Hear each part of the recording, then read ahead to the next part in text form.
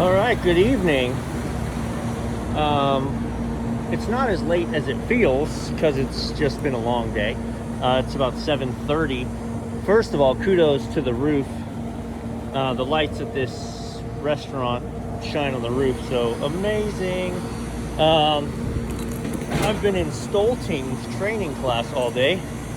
Thank you, Matt. And this is a customer of mine whose walk-in cooler is no longer tempted. So, pop to the roof first. I haven't been inside. Both fans are running, compressors running.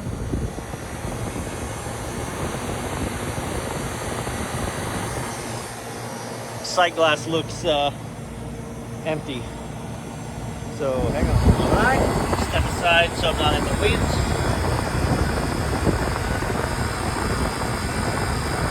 And looks very empty. Hang on. Listen, again, 7:30 at night. I've got to be back in the morning for training. Training was about 2 hours from my house. This is about halfway between. So, yeah, right? Real tempted for a gas and go. Real tempted for a gas and go. Get them up and running, come back another time.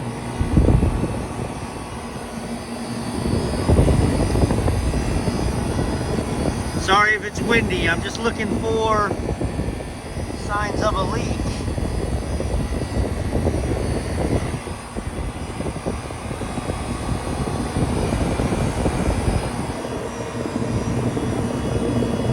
Feels a little to me, but that may just be condensation. It's 404. So either way, I'm gonna grab. I've been doing the charging thing with my T, if you know what I'm talking about. So I'm not gonna bring up full gauges. I'm gonna do this with my test hose. I have a T and a hose with a ball valve. So. Stand by. All right, let's weigh the bottle. So I'm not taking the scale up. We're just gonna clear the sight glass. So we're sitting at almost 16 pounds. So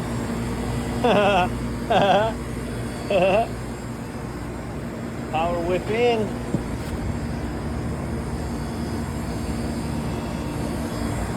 Power whip in. There's no disconnect.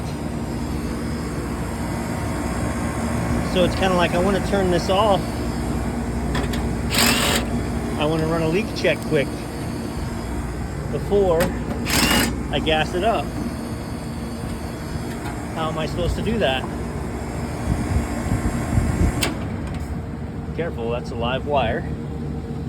But I guess I'm going to pull the coil contactor. It's the only way I can stop it without a disconnect. So part of my next trip here will be disconnects. Beep, beep. Oh no, I bet your battery's dying. No bueno, that's the problem with this.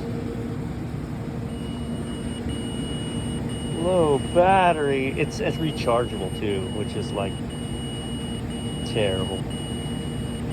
Not terrible because I have a backup I can go downstairs and get, but it's another trip. Alright, I'm gonna get this charged first. Here's what I mean by my charging setup. So I keep my probes in my bag. So that way, with this low loss fitting and a T and a ball valve, I can just weigh in charge. Well, I'm not actually gonna weigh in because I weighed the bottle downstairs. But I can add charge to the suction side through my ball valve whilst having proper eyes on pressures. All right, we're gonna crack this. Turn the bottle upside down, one-handed. Okay, we're gonna crack this till we get liquid. Yep. Now we're gonna watch the sight glass. Here we go.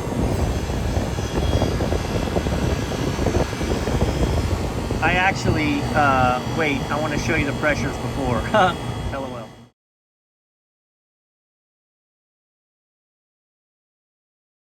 All right, so you can see we're definitely running below pressure.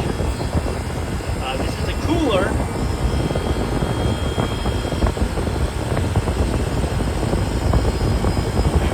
Watching the sight glass, watching the sight glass.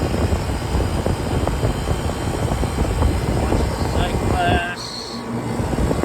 I'm actually gonna grab onto my temperature probe here. Give that a minute. Let it eat.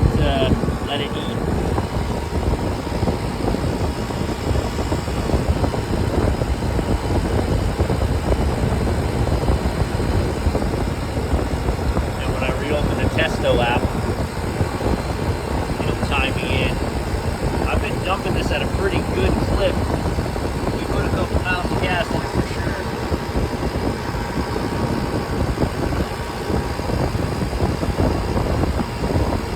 I don't like how that looks inside.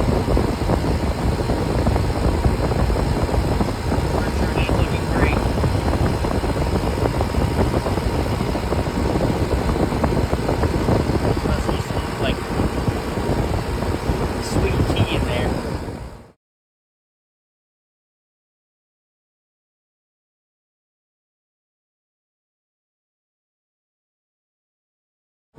Alright, so that is textbook.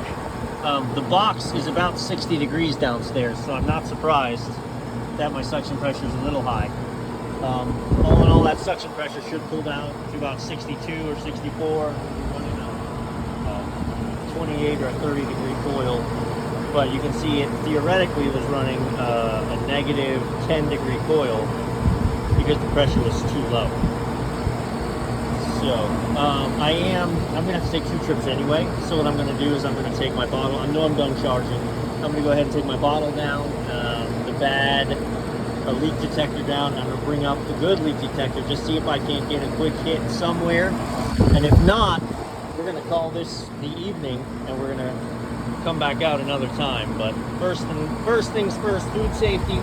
I got to get this box up and running. Again, I've got to be back to class in 12 hours, and then I'm going to be tied up. So if I didn't come tonight, I wasn't going to be able to come till tomorrow, and he'd have lost all of his food, or realistically just called somebody else. So, but it's, it's called doing what's got to be done. It's a relationship. It's a partnership. All right, sit tight. We'll see if we can find a leak. 13.5 pounds. So what did I say? Was 16? 2.5 pounds, right?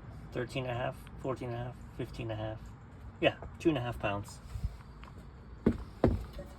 2.5 pounds of gas. It goes up in there.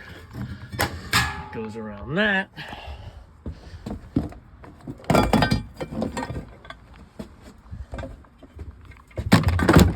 Put things back where they go. And backup leak detector. All right, super straight up. I got nothing jumping out at me. Not on the places that are our typical problems.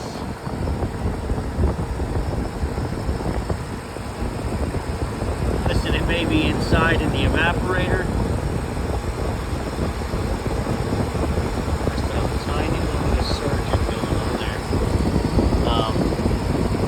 But again, this is an emergency response.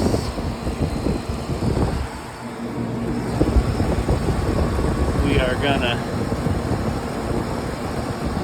head to the house,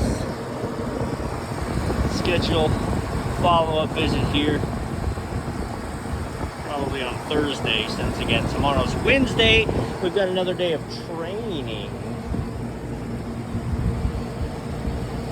Good times, and it's about to start raining again. It caught me a break while we were here, so I will not complain. Could have been much worse. Could have been raining on me like this the whole time, and it hasn't been. So those are in there. This goes in here. Let's get out of here. I realized as I was putting this cover back on, there's kind of an important part I didn't talk about, and it's going to be misleading for people who are trying to learn stuff if I don't. I did not go downstairs before I came up here the first time, but I talked with the owner who's here. The inside fans are spinning and there is no ice on the coil. I knew that before I headed here. Also, the box is 55 degrees, so ice isn't going to live at 55 degrees. And I hear you like, oh, the coil could be frozen up. Not on a cooler. Not on a cooler. So the inside coil is clear. The reason that's important to clarify, and I know that the inside coil is clear, is because if you just walk up to a unit on the roof and you see the sight glass flashing, it's not okay to just charge the unit. Because if the coil's frozen up, or if the fans aren't spinning properly, then your sight glass is going to be flashing. So, man, don't look at that. The sight glass is still a little bit struggling. Could have taken some more gas. So, but I just wanted to make that point of clarity. It's not okay to just walk up to a unit on the roof and gas it up. You got to go inside and make sure you don't have red flags as far as why your sight glass is flashing legitimately. So, also this doesn't look great, but it's freezing. It would be nice if it should satisfy at some point. Stop with that. But again, up tonight. Here we are. That didn't take long. Yeah, baby. Coil's nice and chilly, 32. And our boxes. So again, the ambient of the box, it was real warm. So your walls are 44, 45, 47.